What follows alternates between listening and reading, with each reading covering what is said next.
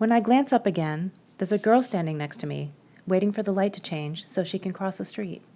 She's pretty, in a girl jock kind of way, with reddish blonde hair and a ponytail, navy blue shorts, and a yellow t-shirt that says Concord Lacrosse. I search her face, hoping to see something familiar there. Do I know you? Do you know me? It's not until she turns to gaze directly back at me that I realize how rudely I've been staring. Hi, I say, trying too late to be polite. Then I cut my eyes away and stare down at the sidewalk. But still, I feel her eyes on me, checking me out pretty much the same way I'd been doing to her. I wait for the light to change so I can escape. Hi back, she says after a moment. You look... I tense up, expecting her to say something like, you look like that criminal I saw on TV last night, or you look like somebody who lives in this town and vanished mysteriously a few weeks ago. Lost, she says. Her face is open, so different from the cautious eyes and shifty glances of the people in the city. I guess when people are safe, they can afford to be friendly. I am lost. My mouth is dry and my voice comes out like a croak. Could you tell me how to get to Walden Pond? I stare at her. How did you know? She points at the book in my hand. The book. Another friend of Thoreau. We're used to it around here. Oh, I mumble, oddly embarrassed to be just another random follower of Henry in this girl's eyes. Well, I can show you how to get there. It's not far. Less than a mile. I came into town for Starbucks, but now I'm headed back to the high school for the late bus. If you walk with me, that'll get you most of the way there. She looks sideways at me, and her ponytail swings behind her. Girls, do I know anything about them? How to act with them? What they want? All I can say for sure is that I already like this girl. And so far, she seems to like me back. All right, I say. Which way? She points in the direction I'm already heading on Thoreau Street. Walden Pond is just past the high school, across the highway. Walden Pond is within walking distance. Good. After all that sitting, I'd much rather walk than take a cab. If they even have cabs in Concord, Massachusetts. It seems like the kind of place where they automatically award every kid a Mercedes as soon as he or she passes driver's ed. I'm Haley, by the way, she says as we approach the first crosswalk. She pauses, looks up at me expectantly. The name thing again.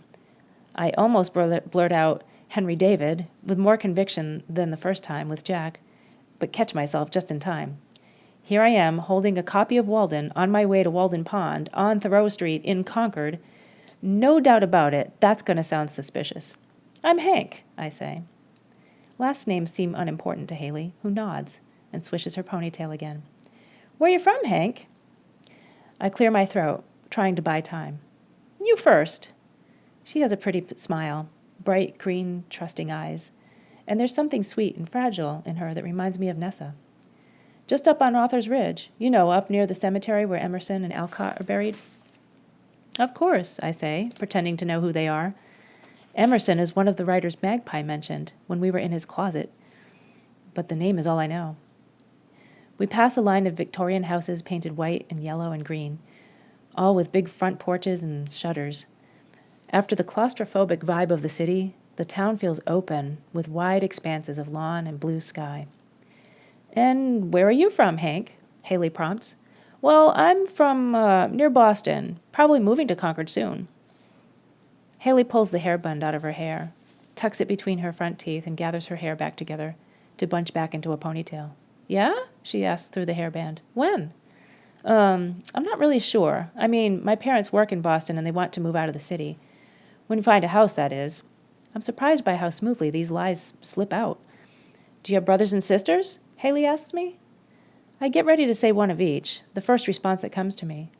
But that's not what comes out of my mouth. Just a sister, I say. Are you okay, Hank? I've stopped walking and am leaning over at the waist, staring down at the concrete sidewalk. Sister. That word again, like a punch in the gut. I have a flash of something, shredded edge of memory, a sense of danger, panic. Is my sister in trouble? My gut seems to think so. Hank? Sorry. Yeah, I'm okay. I push the memory back before the beast can claw at my insides. It's just, I catch a glimpse of Haley's t-shirt from the corner of my eye. Concord lacrosse. My leg.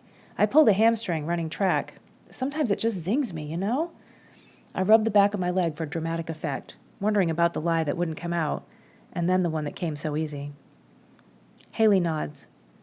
My cousin did that once. Pulled a hamstring playing basketball. Sucks. This jock girl knows her sports injuries. You gonna make it, Hank? Yep, I think I'll survive. I limp through a few steps to appear convincing. We get to a big wooden sign that reads, Henry David Thoreau Regional High School, near the entrance of a wide driveway. I almost laughed out loud. Is everything in this town named after Thoreau? Come on up and see the school, Haley says, since you might be moving here and all. I follow her up the driveway. Thoreau High School is small, just 1 story high, made of yellow concrete bricks. The bushes out front are early spring sparse, with little buds that seem a long way from opening.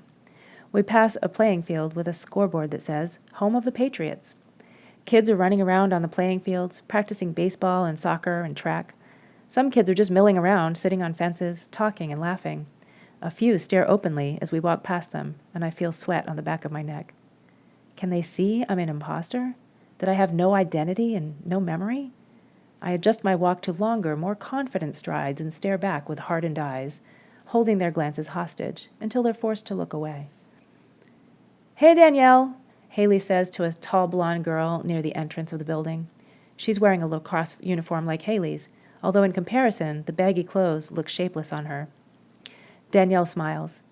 Haley, she says, cutting a friendly, curious glance at me. But she looks back at Haley and her smile falls. Girl, you're pale. You need some juice or something? I'm fine, Haley says quickly. But I take a good look at her and see that Danielle's right. Her cheeks, which should have been flushed from walking a mile in the cold April air, are white. I'd been too distracted by my surroundings to notice, which makes me feel like a jerk.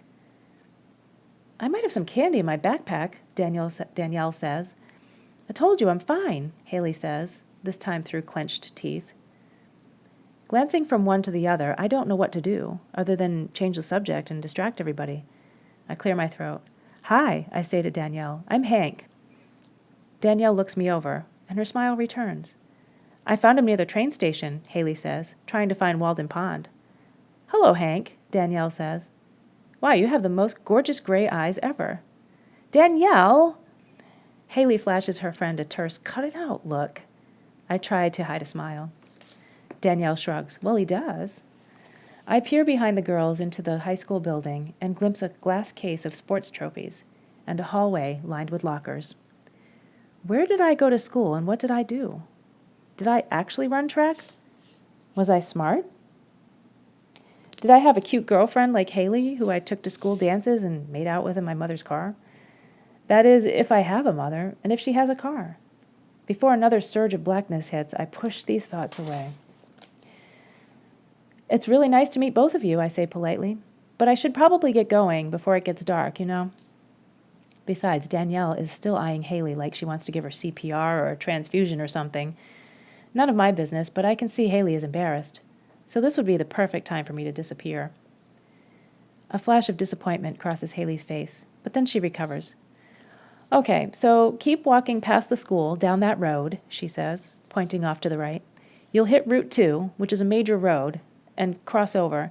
Then all you need to do is walk like another half mile. Straight shot, lots of signs. You'll see it on your right. Great, thanks. Then she looks up at me and gives me this weird, sad little smile. Like she knows me and is sad to see me leave so soon. Though in my bizarre, rootless state, I could be imagining this. So, Hank, let me know when you move to Concord, okay? I smile back at her. Sure. Oh, she reaches into the back pocket of her shorts and pulls out a cell phone. I should get your number then and give you mine. I pause for a beat. My number? Yeah, that's okay, right? I look at her phone. Surely I have one or had one back when I was a normal person. Well, I don't have a phone right now. I'm getting a new one with a new number. Haley looks disappointed, like she suspects I'm trying to blow her off. So, would you write yours down for me? I ask quickly.